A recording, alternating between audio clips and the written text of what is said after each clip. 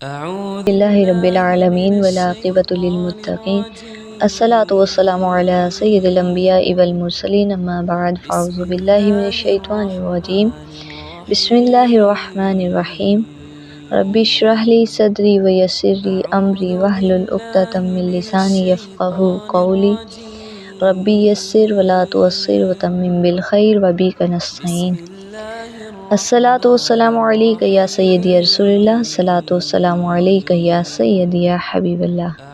تو کل ہم نے 12ویں پارے کی تفسیر کا خلاصہ پڑھا، جس میں سورۃ الہود تھی، سورہ یوسف تھی، اور پورے قرآن پاک کی very beautiful and very interesting story حضرت یوسف علیہ السلام کی، جس کے مورلز بھی بہت خوبصورت ہیں۔ اور یہ میں ہی نہیں، تمام علماء اس بات کو ایگری کرتے ہیں کہ قرآن پاک میں سب سے زیادہ خوبصورت واقعہ حضرت یوسف علیہ السلام کا موجود ہے۔ تو 12ویں پاک کا تو آپ نے سنا ہی ہوگا۔ میرا یہ ماننا ہے کہ 12ویں پارے میں 12ویں پاک کے نسبت سے اللہ تعالیٰ نے سب سے زیادہ خوبصورت واقعہ 12ویں پارے میں رکھا۔ نبی کریم صلی اللہ علیہ وآلہ وسلم کی 12ویں کی نسبت سے بہت ہی خوبصورت واقعہ یہ اللہ تعالیٰ نے 12ویں پارے میں رکھا۔ یہ نسبت یہاں بھی اللہ تعالیٰ نے کمال کی برقرار رکھی ہے۔ تو 12ویں پارے میں ہم نے پڑھا تھا سورۃ الہود، انبیاء کی دعوت اور ان کی قوموں کے انجام، پھر سورہ یوسف یعنی صبر اور آزمائش اور کامیابی، یعنی اس پارے کے آغاز میں انبیاء کرام کی دعوت، قوموں کے انجام اور صبر کی تلقین، اور اختتام پر سورہ یوسف میں آزمائش، صبر اور اللہ کی مدد سے کامیابی کا درس۔ تو آج ہم نے پڑھنا ہے 13ویں پارے کی تفسیر کا خلاصہ۔ 13ویں پارے کی تفسیر کے بعد میں صلاۃ التسبیح کا طریقہ اور اس کی فضائل بتاؤں گی۔ یہ پارہ سورۃ یوسف کے بقیہ حصے اور سورۃ الرعد اور سورۃ ابراہیم پر مشتمل ہے۔ اس میں حضرت یوسف علیہ السلام کی کامیابی، توحید، آخرت اور نبیوں کی دعوت کا ذکر ہے۔ کل ہم نے حضرت یوسف علیہ السلام کا واقعہ یہاں تک پڑھا تھا کہ آپ نے بادشاہ کی خواب کی تعبیر کی، جس کی بنا پر آپ کو رہا کر دیا گیا۔ 13ویں پارے میں پوائنٹ نمبر سورہ یوسف کی آزمائش اور کامیابی، حضرت یوسف علیہ السلام کی پاک دامنی اور وزارت مصر۔ آیت نمبر 53 to 57 میں حضرت یوسف علیہ السلام نے اپنی برات ثابت کی اور بادشاہ نے انہیں مصر کے خزانے کا نگران بنا دیا۔ اور کس طرح کی، یہ مکمل تفصیلی واقعہ انشاءاللہ ہم قرآن پاک کمپلیٹ کرنے کے بعد پڑھیں گے۔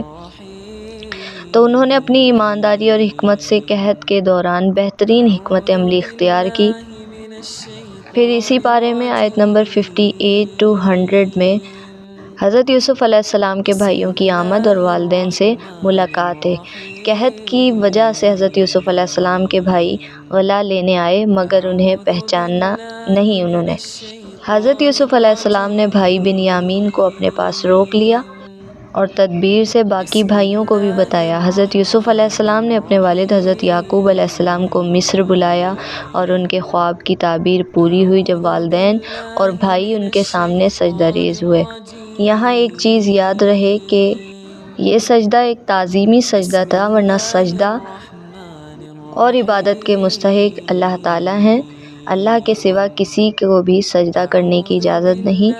وہ سجدہ جو ان کے والد نے ان کے بھائی نے کیا، وہ سجدہ تعظیم تھا۔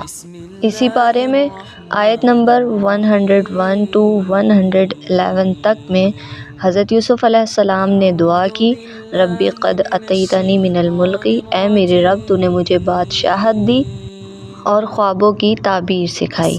یہ واقعہ ہمیں صبر، ایمان اور اللہ پر بھروسے کی عظیم مثال ہے اور ہمیں صبر اور ایمان اور اللہ پر بھروسہ رکھنے کی تلقین کرتا ہے۔ سیکنڈ پوائنٹ، سورۃ الرعد کی کل آیات 43 ہیں اور سورۃ الابراہیم کی کل آیات 52 ہیں۔ سورۃ الرعد کی آیت نمبر 1 to 18 میں اللہ تعالیٰ نے قرآن پاک کی حقانیت اور کائنات کی نشانیاں بیان فرمائی۔ قرآن اللہ کی طرف سے نازل ہوا، مگر کفار انکار کر رہے ہیں۔ بارش، بجلی، زمین کی نشو و نما اللہ کی قدرت کی نشانیاں ہیں۔ اور سورۃ الرعد کی ہی آیت نمبر 19 to 30 تک میں اللہ تعالیٰ نے مومن اور کافر میں فرق بیان فرمایا۔ جو لوگ اللہ کو یاد کرتے ہیں اور اعمال صالح کرتے ہیں یعنی نیک عمل کرتے ہیں، ان کے لیے جنت کی خوشخبری ہے۔ اور کافر وہ لوگ ہیں جن کے دل سخت ہیں اور وہ حق قبول نہیں کرتے۔ اسی صورت میں آیت نمبر 31 to 43 تک میں رسول اللہ صلی اللہ علیہ وآلہ وسلم کی تسلی اور دین کی سچائی یعنی نبی کریم صلی اللہ علیہ وآلہ وسلم کو تسلی دی گئی کہ اگر کفار ایمان نہیں لا رہے تو وہ غم نہ کریں۔ حق اور باطل میں فرق واضح کیا گیا اور بتایا گیا کہ اللہ کا وعدہ سچا ہے۔ 13ویں پارے میں پوائنٹ نمبر 3 میں سورۃ الابراہیم میں حضرت ابراہیم علیہ السلام کی دعوت اور کفار کا رویہ۔ سورۃ الابراہیم کی آیت نمبر 1 to 17 تک میں رسولوں کی دعوت اور کافروں کا رویہ بیان کیا گیا، یعنی نبیوں کی بنیادی دعوت یہی رہی کہ صرف اللہ کی عبادت کی جائے، لیکن کفار نے ہمیشہ حق کو جھٹلایا اور اللہ کے عذاب کا سامنا کیا۔ سورۃ الابراہیم کی آیت نمبر 81 to 34 تک میں اللہ تعالیٰ کی نعمتوں کی ناشکری کی سزا بیان کی۔ دنیا کی زندگی عارضی ہے اور آخرت کی حقیقت دائمی ہے۔ اللہ نے زمین و آسمان، بارش اور رزق کے ذریعے انسان پر بے شمار احسانات کیے، مگر اکثر لوگ ناشکری کرتے ہیں۔ حضرت ابراہیم نے مکے کو امن والا شہر بنانے والا اور اپنی اولاد کو نماز کی پابندی رکھنے کی دعا کی۔ تو اس بارے میں ہم نے پڑھا سورۃ یوسف میں صبر، آزمائش اور اللہ کی مدد سے کامیابی ہے۔ سورۃ الرعد میں اللہ کی نشانیاں، مومن و کافر میں فرق اور دین کی سچائی۔ سورۃ الابراہیم میں اللہ کی نعمتوں کی ناشکری کا انجام اور حضرت ابراہیم علیہ السلام کی دعا۔ آخر میں کل جیسا کہ آپ کو معلوم ہے جمعۃ المبارک ہے، رمضان المبارک کا دوسرا جمعہ ہے۔ درود پاک کی کثرت کیجیے اور صلاۃ التسبیح کا طریقہ، آسان طریقہ یہ کہ پہلے نیت کرنی ہے صلاۃ التسبیح کی، سبحان اللہ والحمد للہ ولا الہ الا اللہ واللہ اکبر، پہلی رکعت میں ثنا کے بعد پڑھنا ہے، یعنی نیت کرنی ہے، پھر ثنا پڑھنی ہے، پھر اس کے بعد آپ نے 15 مرتبہ سبحان اللہ والحمد للہ ولا الہ الا اللہ واللہ اکبر آخری 15ویں دفعہ کمپلیٹ پڑھنا ہے، سبحان اللہ والحمد للہ ولا الہ الا اللہ واللہ اکبر ولا حول ولا قوۃ الا باللہ العلی العظیم۔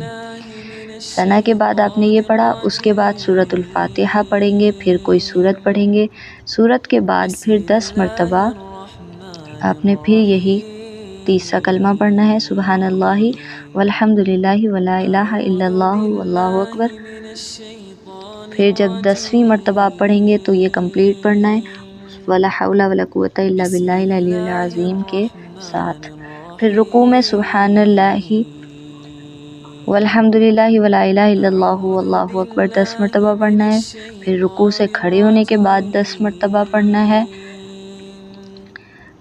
پھر سجدے میں سبحان ربی الاعلیٰ کے بعد 10 مرتبہ پڑھنا ہے، پھر دونوں سجدے کے درمیان 10 مرتبہ پڑھنا ہے، پھر دوسرے سجدے میں جب جائیں گے سجدے کی تسبیح پڑھ کر اور پھر اس کے بعد پھر 10 مرتبہ پڑھنا ہے، سبحان اللہ والحمد للہ ولا الہ الا اللہ واللہ اکبر۔ پھر دوسری رکعت کے لیے جب کھڑے ہوں گے تو پھر آپ نے 15 مرتبہ سبحان اللہ والحمد للہ ولا الہ الا اللہ واللہ اکبر پڑھنا ہے، اس کے بعد پھر آپ نے سورۃ الفاتحہ پڑھنی ہے، پھر سورت پڑھنی ہے، پھر 10 مرتبہ پھر یہی تیسرا کلمہ پڑھنا ہے۔ تو مختصر یہ کہ تمام آپ نے رکعات میں، جن رکعت میں آپ ثنا پڑھ رہے ہیں ثنا کے بعد آپ نے پڑھنا ہے، یعنی سورۃ الفاتحہ سے پہلے 15 مرتبہ پڑھنی ہے اور سورۃ الفاتحہ اور سورت کے بعد آپ نے 10 مرتبہ پڑھنی ہے۔ ایک رکعت میں ٹوٹل آپ نے 75 مرتبہ پڑھنا ہے تیسرا کلمہ، اور 4 رکعت میں آپ نے 300 مرتبہ اس کو مکمل کرنا ہے۔ آخر میں صلاۃ التسبیح کی فضیلت اور آسان طریقہ۔ صلاۃ التسبیح ایک اہم نفلی نماز ہے جو گناہوں کی معافی اور اللہ کی رضا کے لیے پڑھی جاتی ہے، اور اس کی فضیلت ایک حدیث مبارکہ میں یوں بیان کی گئی۔ حضرت عبداللہ بن عباس رضی اللہ تعالیٰ عنہ سے روایت ہے، رسول اللہ صلی اللہ علیہ وآلہ وسلم فرماتے ہیں کہ اے چچا، اگر ممکن ہو تو روزانہ ایک بار صلاۃ التسبیح پڑھا کرو، اگر نہ کر سکو تو ہر جمعے کو ایک بار، اگر یہ بھی ممکن نہ ہو تو ہر مہینے میں ایک بار، اگر یہ بھی نہ ہو سکے تو سال میں ایک بار، اور اگر یہ بھی مشکل ہو تو کم از کم زندگی میں ایک بار ضرور پڑھ لو۔ صلاۃ التسبیح کی فضیلت، گناہوں کی معافی۔ یہ نماز پچھلے اور آئندہ ہونے والے چھوٹے اور بڑے، خفیہ اور علانیہ تمام گناہوں کی معافی کا ذریعہ بنتی ہے۔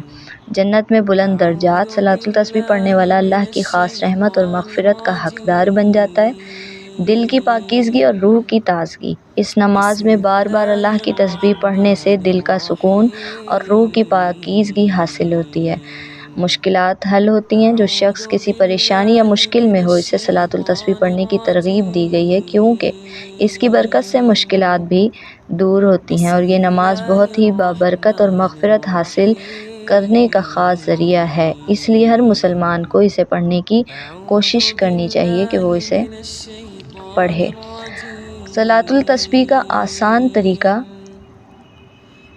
سب سے پہلے نیت کریں۔ نیت اس طرح کریں کہ میں 4 رکعت نفل صلاۃ التسبیح اللہ کے لیے پڑھنے کی نیت کرتی ہوں، منہ قبلے کی طرف، سنت رسول اللہ کی واسطے اللہ تعالیٰ کے۔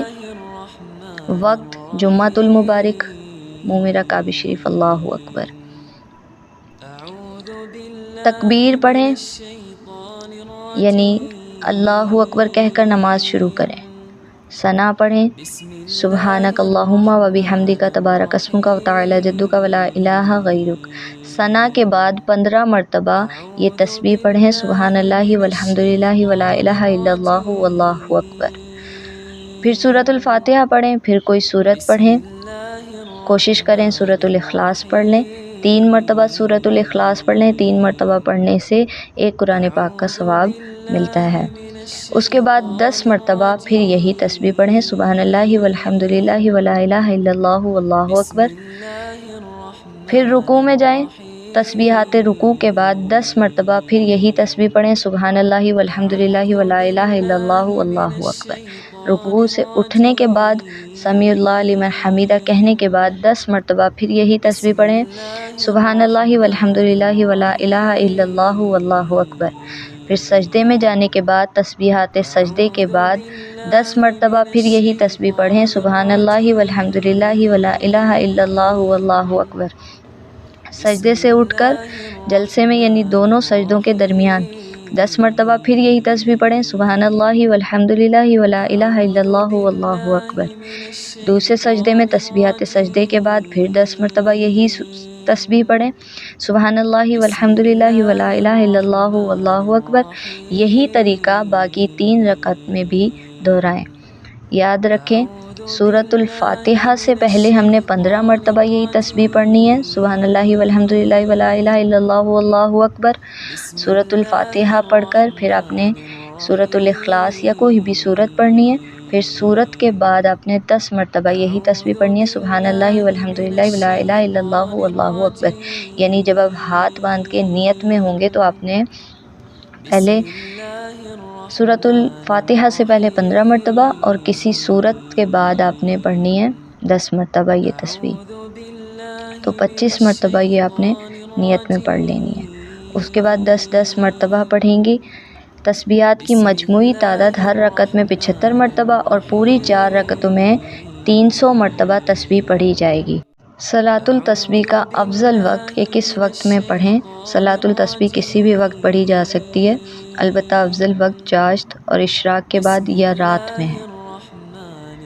اور یاد رہے کہ تیسری رکعت میں ثنا نہیں پڑھنی، ثنا صرف پہلی رکعت میں پڑھنی ہے اور باقی رکعت اسی طرح آپ نے دہرانی ہے۔ تو نیت کر لیجئے کہ انشاءاللہ ہم نے صلاۃ التسبیح کی نماز ضرور پڑھنی ہے، اور کوشش کریں کہ ہر جمعے، رمضان المبارک کے بعد بھی ہر جمعے کے دن آپ صلاۃ التسبیح کا اہتمام کریں۔ اللہ تعالیٰ میرا بتانا، آپ کا سننا اپنی پاک بارگاہ میں قبول فرمائے۔ میرے بتانے میں، آپ کے سننے میں جو بھی غلطی بے ادبی کوتاہی ہوئی، ان تمام کو معاف فرمائے۔ وما علینا الا البلاغ المبین۔